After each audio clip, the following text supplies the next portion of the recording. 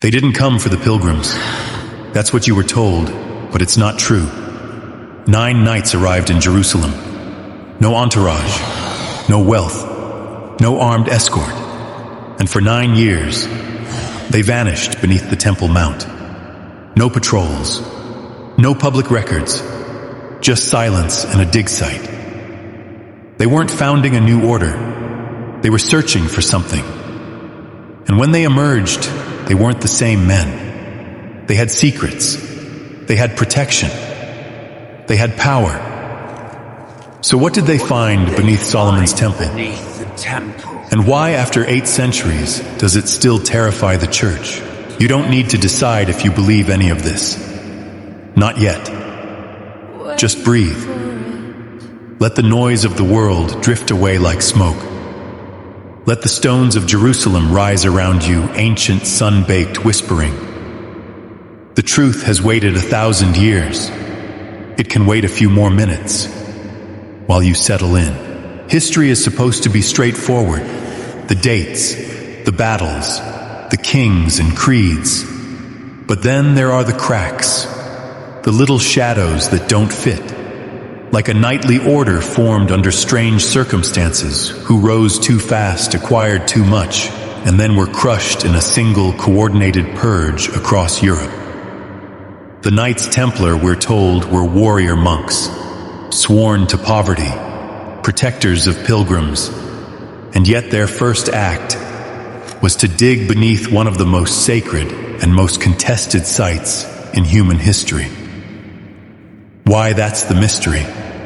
Because if they found something under the ruins of Solomon's temple, something powerful enough to change the church's grip on truth, something forbidden enough to erase, then maybe the Templars weren't just protectors. Maybe they were inheritors of a secret order far older than we've been led to believe.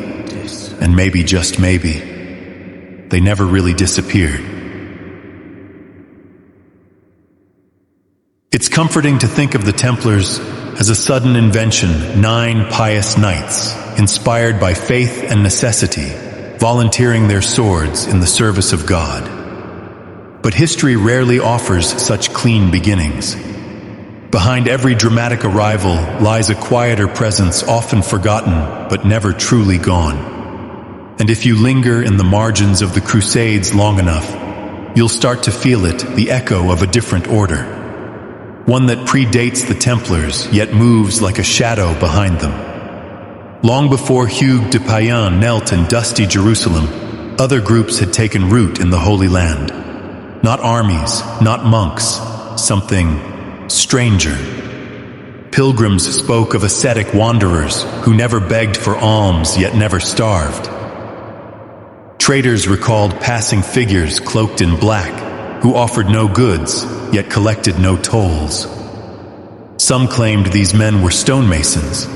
Others said they were scribes or healers. Always on the periphery, always watching. One well-documented group was the Order of the Holy Sepulchre, a quasi-military brotherhood said to guard Christ's tomb. Established well before the First Crusade, they operated in secret, communicating through cryptic symbols etched into stone. Unlike the later Templars, their vows weren't recorded, their hierarchy undocumented. And yet, there they were present in records from Greek, Armenian, and even early Arabic sources. Their rituals included long silences, encoded prayers, and sacred geometry. It sounds dramatic, of course. But then again, drama tends to cling to the truth like dust on armor. An obscure Frankish letter written in the 1080s and preserved in the Abbey of Marmoutier describes a group of brothers from the east who arrived in Normandy to seek support for the defense of Jerusalem. Not soldiers, not clergy, something else. The chronicler refers to them as guardians of the stone, and while most historians dismiss this as allegory, it's hard not to notice the phrasing eerily similar to the later self-descriptions of the Templars. Of course, the standard view remains clear. The Templars were founded in 1119 at the Council of Nablus by a handful of knights who saw the need for protection along the pilgrim roads. Simple as that. But even this date raises eyebrows. The council's records make almost no mention of these supposed protectors. Instead, they focus on moral reforms, property laws, and heresy, suggesting that the real business of the Templars was taking place elsewhere beneath the surface. That curious 9-year silence when the founding knights resided under the Temple Mount makes more sense if they weren't starting from scratch. If they were inheriting something, or finishing something already begun.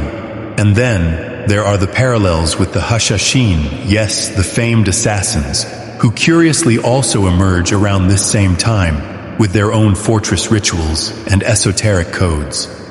Though often cast as opposites, the Templars and the Hashashin seemed less like enemies and more like mirrors, both rooted in secrecy, both willing to kill and die for knowledge, both deeply connected to the sacred landscape of the East.